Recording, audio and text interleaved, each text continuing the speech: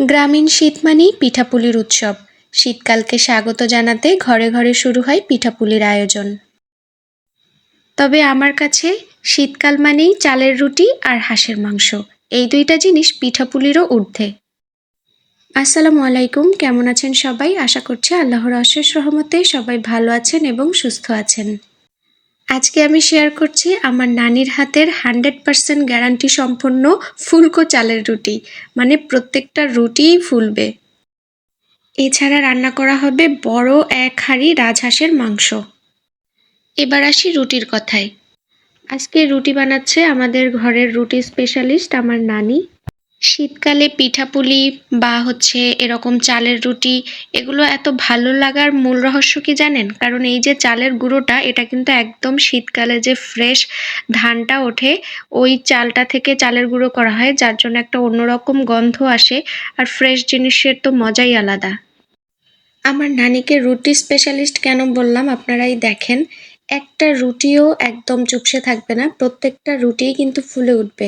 আসলে নানি আটাটাকে এত সুন্দর করে মাখে, আর জিনিসটা এত সুন্দর গোল করে বেলে যে এটা না ফুলে কোনো উপায় নেই।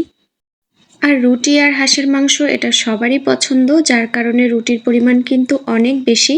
আর আমাদের বাসায় অনেক মানুষ আছে, ওদিকে আমার মামার বাড়ির থেকে মানুষ আসবে, তার মানে অনেকগুলো করে বানাতে হবে। আমি তো ভাজতে ভাজতেই ক্লান্ত হয়ে পড়েছি। আজকে কিন্তু চলে এসেছি মাটির চুলায়। কারণ যখন বড় বড় রান্না করা হয়, বেশি বেশি রান্না করা হয়, তখন কিন্তু আর গ্যাসের চুলা বা কারেন্টের চুলায় কাজ হয় না, তখন চলে আসতে হয় মাটির চুলায়। রুটির পরিমাণ এতই বেশি ছিল যে চিন্তা করলাম আগে একটু মাংসটা রান্না করে নিই, পরবর্তীতে আবার রুটি বানানো যাবে।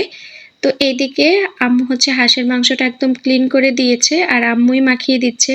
রুটি বানাচ্ছে নানি, মাংস বানাবে মাখিয়ে দেবে আম্মু, রান্না করে দেব আমি। এই তো তিনজনের কম্বিনেশনে আজকে রান্না চলছে। এখানে আম্মু সব ধরনের মশলাই দিয়ে দিচ্ছে, এবার একসাথে করে মেখে নিবে। এখানে পেঁয়াজ, রসুন, আদা, হলুদ, মরিচ, জিরা, ধনিয়া, আর আজকে ব্যবহার করছি সরিষার তেল। আসলে গ্রামীণ রান্নাবান্নায় অত মানে এক্সট্রা কোনো মসলা ব্যবহার করা হয় না। নরমাল যে মসলা হয় সেগুলাই কিন্তু আমরা ব্যবহার করে থাকি।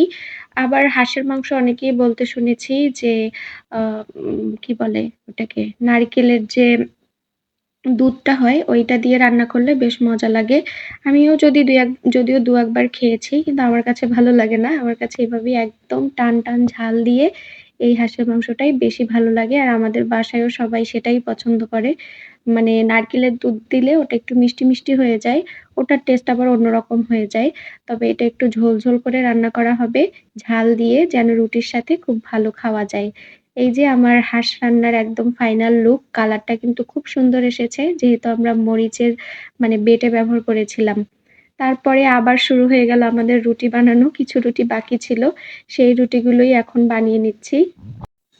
গ্রামে কিন্তু এখন শীত মোটামুটি পড়েই গিয়েছে, শেষ রাত্রের দিকে ভালোই শীত করে, আর সকালবেলাও কুয়াশা পড়ে।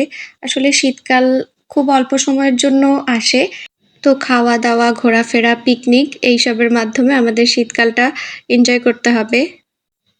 তো এই তো আজকে এখানেই বিদায় নিচ্ছি। ইনশাআল্লাহ আপনাদের সাথে দেখা হয়ে যাবে নেক্সট ভিডিওতে। সবাই ভালো থাকবেন, আমাদের জন্য দোয়া করবেন। আমিও সবার জন্য দোয়া করি। আল্লাহ হাফেজ।